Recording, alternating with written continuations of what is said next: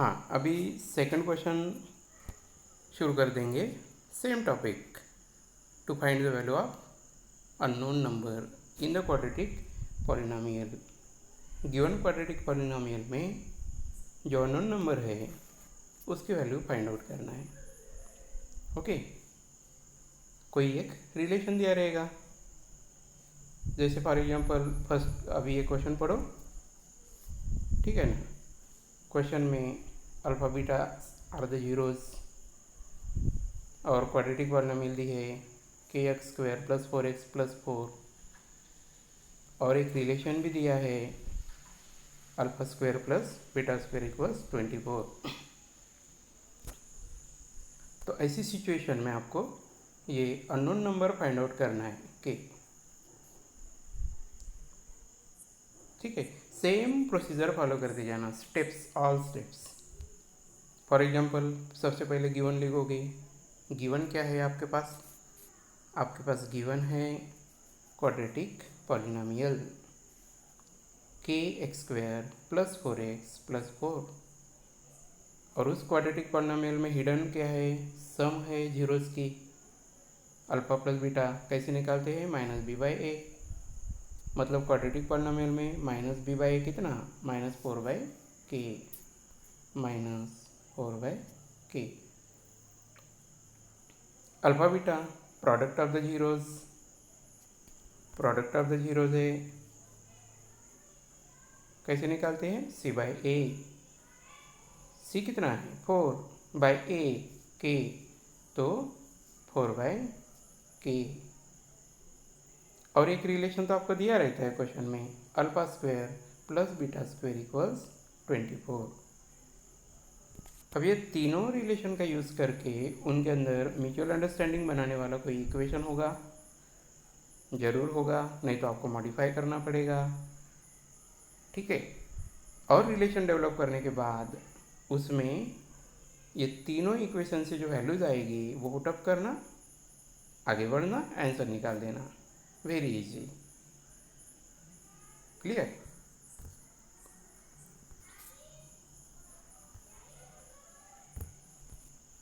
अभी आगे चलेंगे। तो क्या रिलेशन डेवलप कर दिया आपने?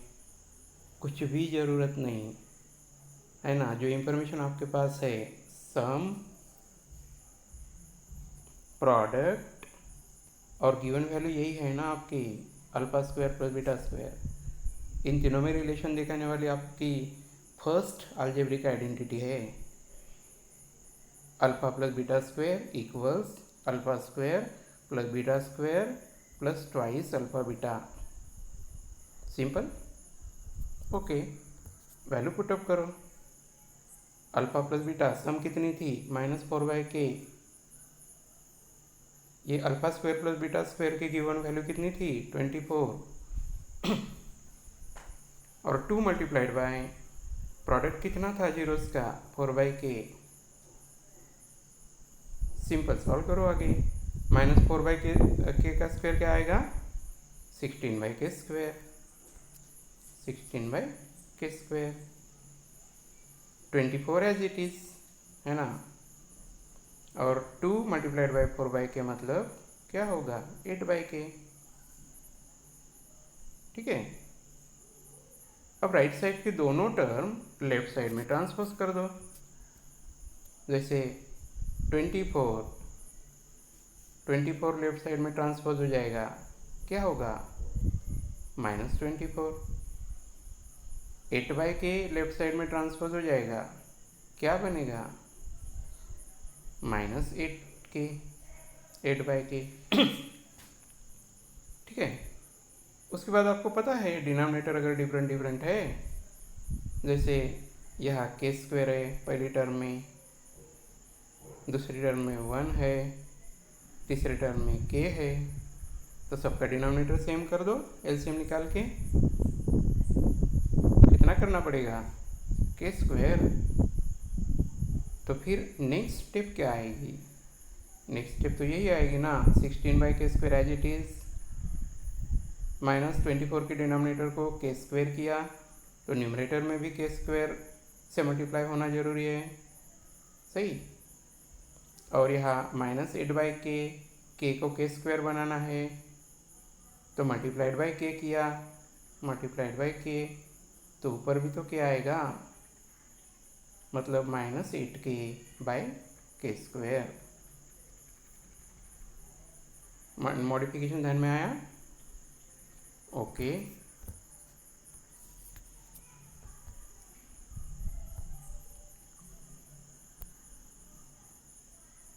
डिनोमिनेटर सेम करने के बाद ये तो आपको बताने की ज़रूरत ही नहीं कि सभी न्यूमरेटर को एक साथ लेके आओ कलेक्शन सेंटर में न्यूमरेटर फॉर्म में, तो आपको ये स्टेप मिल जाएगी, है ना। 16 -24k square -8k/k square equal 0, right है। अब सिंपली क्या करना है, सिंपली आपको डिनोमिनेटर को राइट साइड भेज दो, तो राइट साइड में 0 मल्टीप्लाइड बाय k स्क्वायर का आंसर क्या होगा 0, इसलिए यहाँ 0 है। और न्यूमरेटर पार्ट लेफ्ट साइड में आ जाएगा। स्टैंडर्ड फॉर्म में लिखेंगे तो पहले k स्क्वायर की टर्म लिखो -24k स्क्वायर, बाद में मिडिल टर्म की स्टेप लिखो -8k, और फिर कांस्टेंट टर्म 16। इस तरह से स्टैंडर्ड फॉर्म में उसको लिख देंगे। अभी आया स्टैंडर्ड फॉर्म में नहीं, क्योंकि पहले टर्म का कोएफिशिएंट नेगेटिव दिख रहा है, उसको पॉजिटिव बना दो। -24 को पॉजिटिव बनाओगे 24 कैसे, -1 से मल्टीप्लाई करना पड़ेगा। अब एक ही टर्म को तो नहीं कर सकते ना, पूरे लेफ्ट साइड के टर्म्स अलजेब्रिक एक्सप्रेशन को -1 से आपको मल्टीप्लाई करना है। लेफ्ट साइड में कर दिया तो राइट साइड में भी -1 से मल्टीप्लाई करना है। क्लियर? अब -1 से मल्टीप्लाई करने के बाद हर टर्म अपोजिट आ जाएगी, मतलब ये -24k स्क्वायर का बनेगा 24k स्क्वायर, सही है ना। -8k का बनेगा 8k, 16 का बनेगा -16। और राइट साइड में तो 0 से मल्टीप्लाई हो गया है, किसी भी नंबर को 0 से मल्टीप्लाई कर दो 0 आएगा, ठीक है। अब जो क्वाड्रेटिक फॉर्म मिला आपको, उसमें तीनों टर्म ऑब्जर्व करो, तीनों टर्म में एक रियल नंबर कॉमन है तीनों में, कौन सा, 8 है ना। 24 में भी है, 8 में भी है, -16 में भी है, फैक्टर करके। तो उस 8 कॉमन फैक्टर को ब्रैकेट के बाहर निकाल दो, तो क्या बन जाएगा इक्वेशन, ये इक्वेशन बन जाएगा 8 into in the bracket 3k square plus k -2, है ना। 16 का फैक्टर 8 बाहर गया तो अंदर कौन सा फैक्टर रहा, 2 इक्वल 0, ठीक है। अब 8 भी हटा दो, कैसे हटाओगे, दोनों साइड में 8 से डिवाइड कर दो, सही है। तो फिर 8 कैंसिल हो जाएगा और ब्रैकेट के अंदर का फॉर्म बच जाएगा 3k square plus k -2, right side में 0 को डिवाइड कर दिया नॉन जीरो नंबर से, तो आंसर 0 तो आना ही है।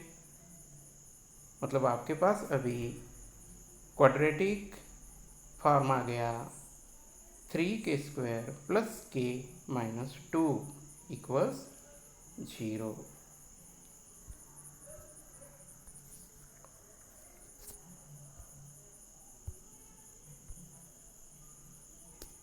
कौन सा फॉर्म आ गया था आपके पास, आपके पास आ गया था 3k square plus k -2 equals 0। Splitting the middle term use करो, सिंपल है। स्प्लिटिंग द मिडल टर्म से क्या बनना चाहिए, AC प्रोडक्ट आना चाहिए आपका, सही है। AC प्रोडक्ट आना चाहिए, A है आपका 3 मल्टीप्लाइड बाय C है सी कितना है -2, आंसर कितना होगा -6। तो आपका प्रोडक्ट -6 चाहिए और एडिशन कितनी चाहिए, एडिशन मिडल टर्म का कोएफिशिएंट 1। ओके, ये आपको सम चाहिए 1 और ये प्रोडक्ट चाहिए। प्रोडक्ट कौन से दो नंबर होंगे, कौन से दो नंबर होंगे, नंबर होंगे -3 + 2।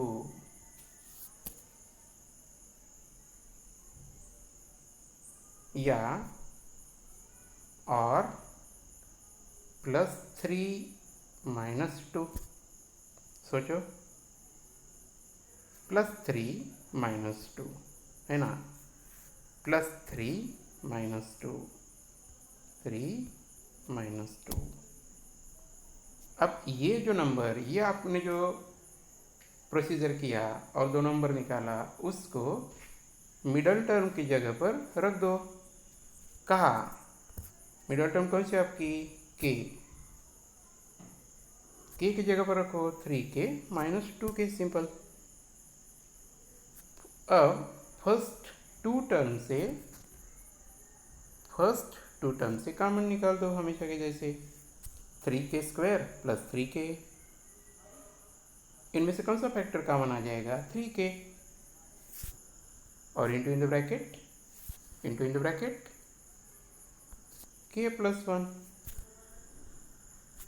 अब दूसरे दो टर्म कौन सी है, -2k - 2। उनमें से कौन सा फैक्टर बाहर आएगा, उनमें से आएगा -2 फैक्टर बाहर। और into in the bracket k + 1। Right side में तो 0 है ही।